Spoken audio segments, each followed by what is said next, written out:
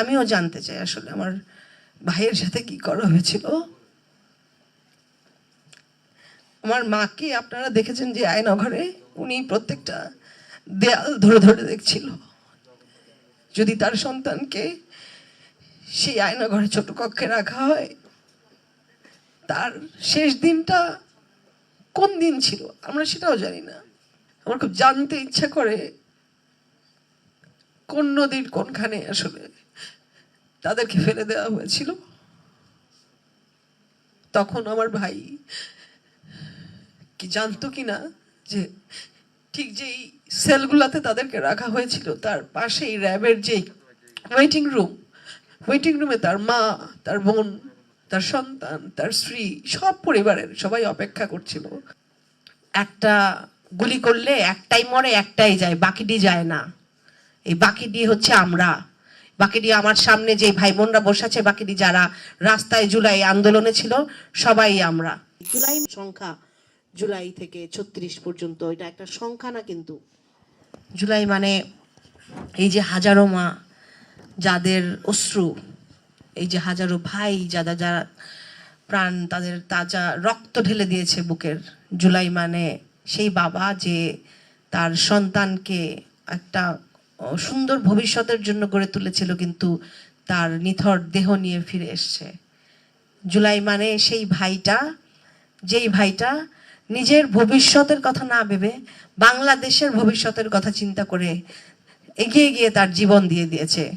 ইয়ামিনের মতো যে ভাইটা, তাকে নির্বিচারে হত্যা করা হয়েছে, আনাসের মতো, প্রিয়র মতো যে সাংবাদিক, সবাই এরা জুলাই। আর আমরা যারা বিগত সময়টাতে এই একইভাবে আন্দোলনে ছিলাম, তারা একটা বিরাট অংশ আসলে এই জুলাইয়ের। কারণ হচ্ছে অনেক মাকে আমরা এখনো পর্যন্ত উত্তর দিতে পারিনি যে তাদের সন্তানদের সাথে আসলে কি করা হয়েছে।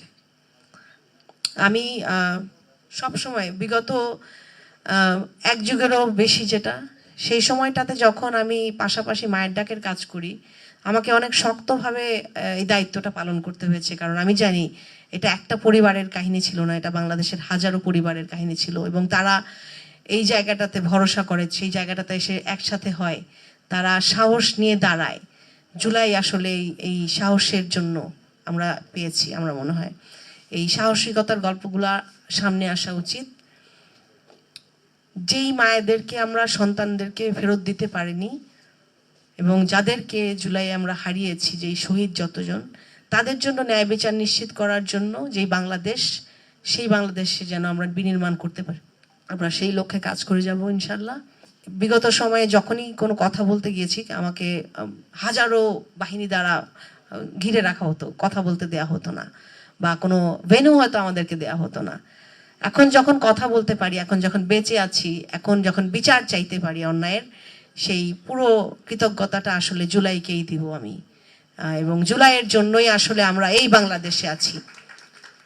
এবং আমি আশা করব এই বাংলাদেশ যেটা বিনির্মাণ হচ্ছে, এই সকলের হাত ধরে, আপামর জনতা যারা ছাত্রদের নেতৃত্বে ছিলেন, এবং সেখানে এই যে আমাদের দিনমজুর ভাইরা ছিলেন, শ্রমিক ভাইরা ছিলেন, মাদ্রাসা ছাত্ররা ছিলেন, শিক্ষক ছিলেন, সবাই ছিলেন, মায়েরা ছিলেন, বোনেরা ছিলেন, সবাই এসেছিল তাদের কাছে, যে আমরা হয়তো সেই সত্যগুলো সামনে আনতে পারবো, বিচারগুলোকে যথার্থভাবে করতে পারবো ইনশাল্লাহ, সবাই যদি একত্রিত থাকি। এবং এটা দল মত নির্বিশেষে, দলীয়করণের বাইরে যে আমাদেরকে একত্রিত হতে হবে ইনশাল্লাহ।